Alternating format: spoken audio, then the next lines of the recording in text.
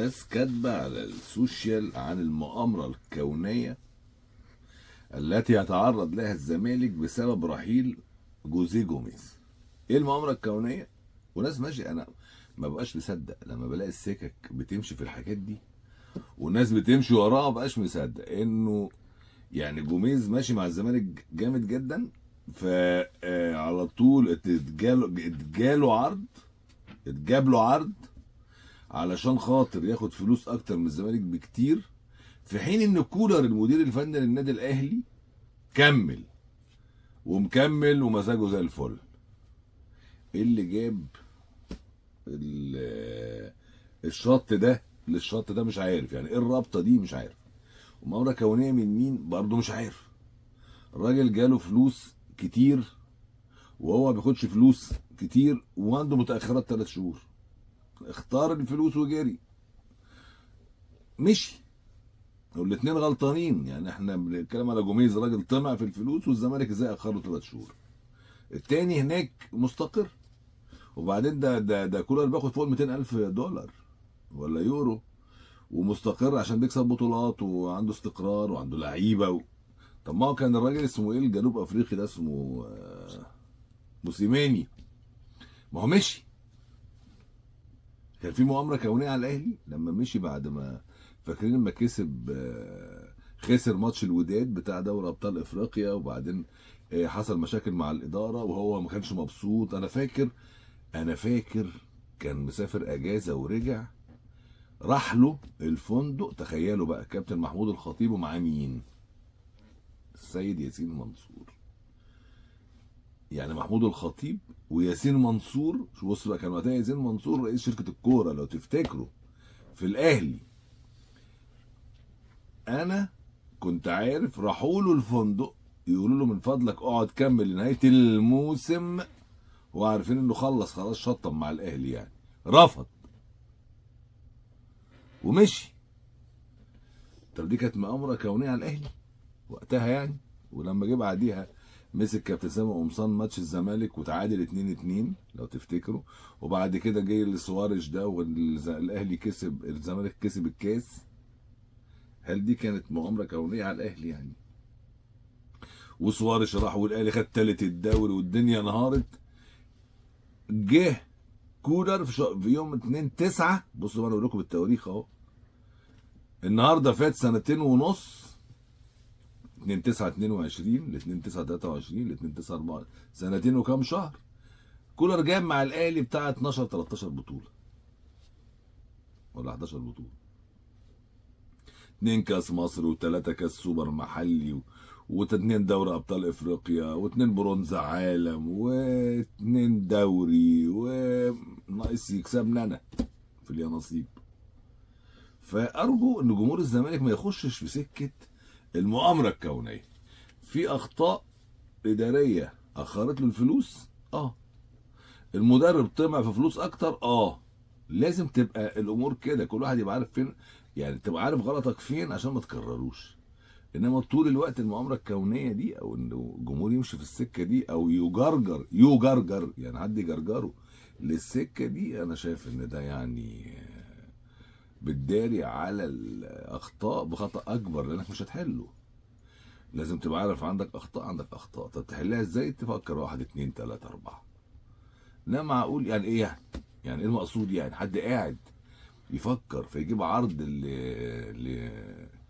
لجوميز ويدفع له 150,000 دولار كل شهر، ويدفع له الشرط الجزائي ويديله شهور مقدم، ويروح هو كل ده ليه يعني؟ ليه يا عم؟ يعني اتمنى ان الزمالك يعدي من مأزق، لانه خد بالكم كان في ماتش النهارده ودي مع دايموند للزمالك اتلغى، يعني الاداره قررت تلغيه، لانه المدرب هيعمل ايه؟ هل هيمرن النهارده؟ ما اعرفش، هيمرن مش هيمرن، هيمشي اخر تمرين ليه، هيودع لعيبته النهارده، مش محدش عارف حاجه، محدش عارف حاجه غير انه خلاص وفق الصحف السعوديه انه الاخبار جايه من السعوديه، يعني هنا الاداره محدش بيقول حاجه، هتكلم اي حد محدش هيقول لك حاجه، كله مخبي. الاهلي وافق على عرض مفاجئ جاله وهو بيلاعب الفرقه اللي كان بيلعبها مؤخرا دي، بتاعه اورلاندو اللي كانت في دوري ابطال افريقيا.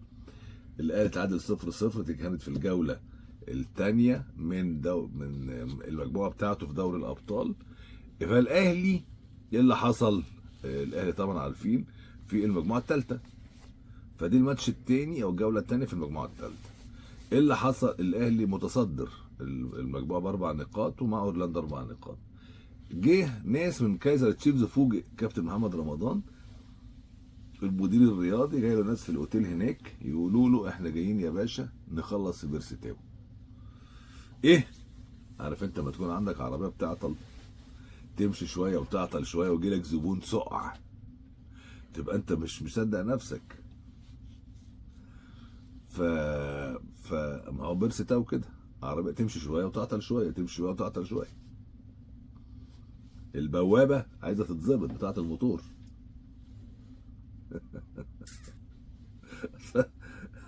واحد صاحبي بيتحايل عليا عنده بوابه الموتور، بقول لك بايظه.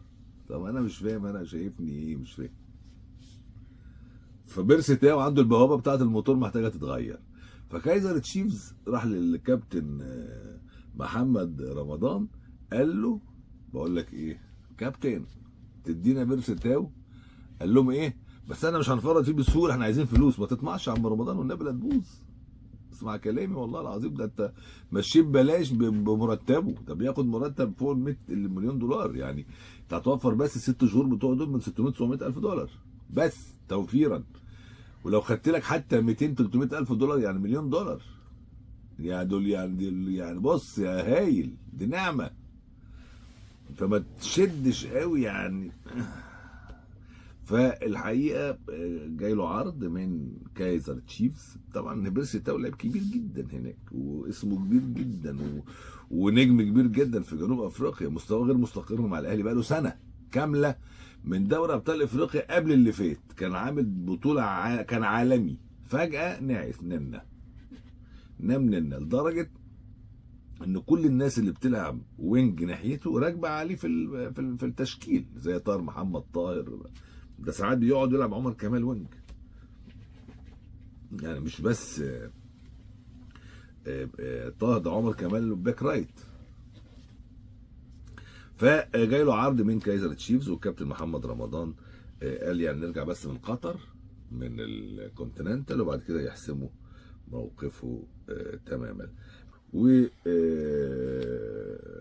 النهارده العصر يعني ان شاء الله هيكون التمرين بتاع الاهلي الاول في الدوحه، وهيحكم النهارده ماتش بوتافوجو وباتشوكا، حكم هولندي، وهيكون في 2 حكام من قطر كمان، حكم رابع وحكم مساعد احتياطي.